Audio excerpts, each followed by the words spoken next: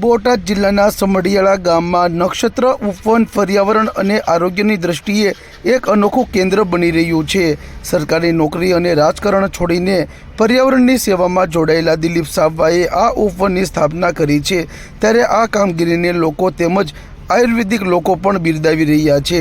બોટાદના સમઢિયાળાના દિલીપભાઈ સાવવાએ સામાજિક આગેવાન હતા। તેઓ પાટીદાર આંદોલનથી ઉભરી આવ્યા હતા। દિલીપભાઈએ સામાજિક આંદોલન માટે સરકારી નોકરીને પણ જતી કરી હતી અને ધીમે ધીમે રાજકીય ક્ષેત્રે પણ પગ જમાવ્યો હતો, પરંતુ દિલીપભાઈને અચાનક હૃદય પરિવર્તન આવ્યું અને રાજકારણનો ત્યાગ કરીને નક્ષત્ર ઉપવન બનાવીને પર્યાવરણની સેવામાં જોડાવાનો સંકલ્પ લીધો હતો અને પોતાની વાડીએ નક્ષત્ર ઉપવન બનાવીને આયુર્વેદિક લોકોને વધુ ફાયદાકારક છે તેવું ઉદાહરણ પૂરું પાડ્યું છે। દિલીપભાઈએ પોતાની વાડીએ નક્ષત્ર ઉપવનમાં 100થી વધુ પ્રકારના વૃક્ષોનું વાવેતર કર્યું છે। અહીં રામફળ, હનુમાન ફળ, સીતાફળ, જામફળ, લક્ષ્મણ ફળ અને જાંબુડા જેવા દેશી ઝાડવાઓ ઉગાવવામાં આવ્યા છે। દિલીપ સાવવા, બોટાદ। દિલીપભાઈ, આપણે ઉપવન નક્ષત્રનું એક વન બનાવવું છે, કેવા પ્રકારના અંદર વૃક્ષો છે, શું કહેશો? પહેલી વાત તો એ કે નક્ષત્ર એટલે તમામ ધર્મની ઉપર હોય તો કોઈ નક્ષત્ર છે, તમામ ગ્રહોની ઉપર હોય તો કોઈ નક્ષત્ર છે, તમામ સજીવોની ઉપર હોય તો કોઈ નક્ષત્ર છે। ધન્વંતરી ભગવાન થી આ નક્ષત્ર ચાલે છે। એટલા માટે અમે બોટાદ તાલુકાના સમઢિયાળા ગામે નક્ષત્ર વન બનાવ્યું છે, જે અમારો પાયલોટ પ્રોજેક્ટ છે, જેની અંદર 1200 કરતાં પણ વધારે વૃક્ષો છે, અલગ અલગ ઔષધિઓ છે। લોકોને ફાયદો કઈ રીતે થાય, લોકોને પ્રાકૃતિક ખેતીથી એટલે જે એમ કહેવાય કે ઝેરી દ્રવ્યો વગર, દવાનો છંટકાવ કર્યા વગરની વસ્તુઓ કઈ રીતે મળે, એવો અમારો આ પહેલી પહેલ છે।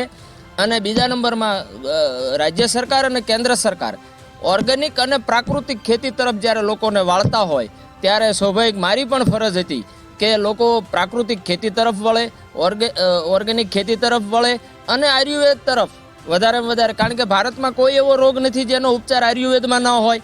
એટલે ધન્વંતરી ભગવાનને યાદ કરી આયુર્વેદની અંદર જે રોગો લખેલા છે એનો તમામ ઉપચાર થાય એ માટેના અમે તમામ જેટલા શક્ય હોય એટલા અમે વૃક્ષો વાવ્યા છે। અત્યારે જ્યારે મહામારી ચાલતી હોય, કોઈને ડાયાબિટીસ હોય, કેન્સર હોય, તો એવા પણ અમે જડીબુટીઓ અંદર એવા વૃક્ષો વાવ્યા છે કે લોકોને ઉપયોગી થાય। સાગવાન, લાલચંદન, માસ્ટરવુડ અને સીસમ જેવા મૂલ્યવાન વૃક્ષો પણ અહીં ઉછેરવામાં આવી રહ્યા છે। દિલીપ સાવવા આયુર્વેદમાં ગાઢ શ્રદ્ધા ધરાવે છે। તેમના મતે દરેક રોગોનો ઉપચાર આયુર્વેદમાં છે। આ વિચારને આગળ ધપાવવા તેમણે ઉપવનના વૈદિક અને ઔષધીય વૃક્ષોને વિશેષ સ્થાન આપ્યું છે। આનાથી લોકોમાં કુદરતી ઉપચાર પ્રત્યે જાગૃતિ વધશે। ઉપવનમાં પ્રાકૃતિક ખેતી કરવામાં આવે છે। આ પહેલાંનો મુખ્ય ઉદ્દેશ લોકોને ધર્મ, આયુર્વેદ અને પ્રકૃતિ સાથે જોડાવાનો છે। દિલીપ સાવવાનો સંદેશ સ્પષ્ટ છે, પ્રકૃતિની સેવા એ માનવજાત માટે સર્વશ્રેષ્ઠ તપ છે। તેમનું માનવું છે કે વૃક્ષારોપણ અને કુદરતી જીવનશૈલી અપનાવવાથી આવનારી પેઢીઓને સ્વસ્થ અને હરિયાળું વિશ્વ મળશે।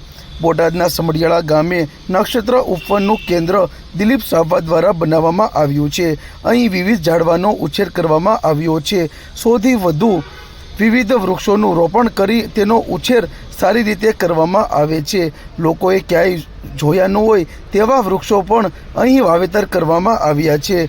બોટાદ જિલ્લાના સમઢિયાળા ગામમાં નક્ષત્ર ઉપવન પર્યાવરણ અને આરોગ્યની દ્રષ્ટિએ એક અનોખું કેન્દ્ર બની રહ્યું છે। સરકારી નોકરી અને રાજકારણ છોડીને પર્યાવરણની સેવામાં જોડાયેલા દિલીપ સાવવાએ આ ઉપવનની સ્થાપના કરી છે। ત્યારે આ કામગીરીને લોકો તેમજ આયુર્વેદિક લોકો બિરદાવી રહ્યા છે, જેમાં રામફળ, સીતાફળ, જામફળ, જાંબુડા સહિતનું ઉગાવ્યા છે।